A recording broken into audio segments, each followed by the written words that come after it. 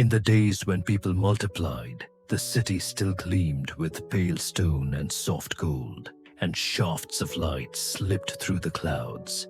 Yet, beneath that ordered beauty, hearts began to drift.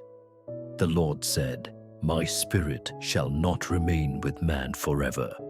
And the breath of life was marked by limits, even as evil spread.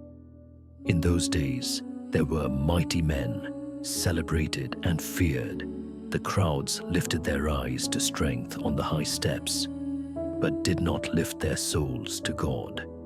And the Lord saw that the thoughts of the human heart were only evil continually, busy streets, restless faces, and a light that seemed to withdraw behind heavy sky. So God spoke a sober judgment. "I will blot out from the earth the creatures I have made." And the heavens gathered like a dark curtain drawn across the world. Yet Noah found favor in the sight of the Lord. One warm beam fell upon him, while the land around him cooled into shadow. Noah was righteous in his generation and walked with God.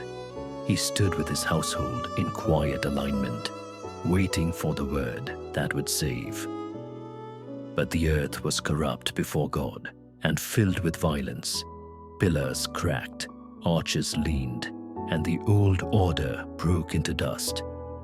God looked upon the earth, and behold, it was ruined. Seen from above, the city and the fields alike had turned aside. Then God said to Noah, "Make yourself an ark of gopher wood, coat it inside and out with pitch." And the timbers rose like ribs of a great sanctuary under consecrated labor. Its measure was vast, plank upon plank, seam upon seam, sealed for the waters that were coming. God commanded a window for light, a door in the side, and 3 decks within. Deep in that threshold, a gentle brightness waited. "I will establish my covenant with you," the Lord said, "and you shall come into the ark, you, your sons, your wife, and your sons' wives with you." And creatures came by twos, male and female, moving with strange calm into the shelter, feather, fur, and hoof passing into the glow. Then the Lord said, "Enter the ark, you and all your household." And they stepped in, one after another, as into covering. The days passed. The door was shut behind them, and outside there was still no rain, only low clouds and an awful quiet, like a breath held before a verdict. Then the fountains of the great deep burst forth. The ground split open, and water surged upward in white mist and roaring spill. And the windows of the heavens were opened. Rain fell upon the earth 40 days and 40 nights. Sheets of water striking wood and stone, turning every surface to flowing dark.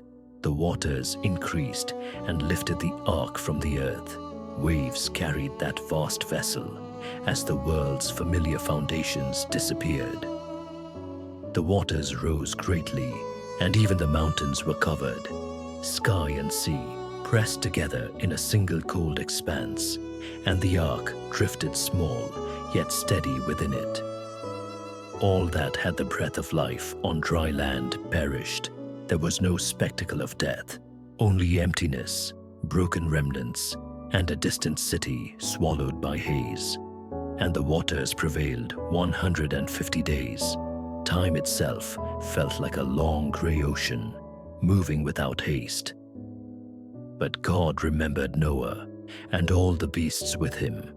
God sent a wind over the earth, and the waters began to subside, and a warm shaft of light returned through a widening seam in the clouds. The ark came to rest upon the mountains of Ararat. Ridges emerged from the cloud sea like a new boundary of the world. Noah sent out a raven, and it went to and fro. The land was not yet ready, the air still heavy with damp. He sent out a dove, but it found no place to set its foot.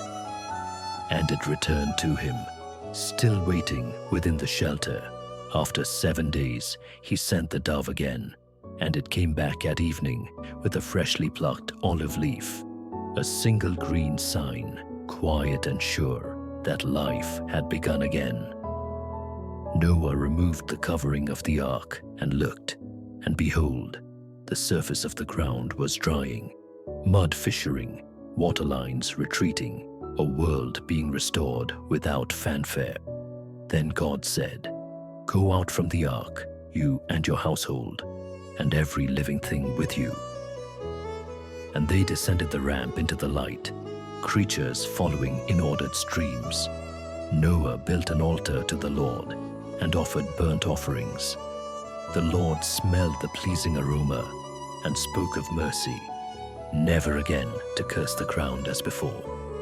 While seed time and harvest, cold and heat, summer and winter endure, and God set his covenant sign in the clouds, the rainbow, gentle and real across the cleansed sky, declaring that judgment had passed and preservation had prevailed, and a new beginning stood in quiet, enduring light.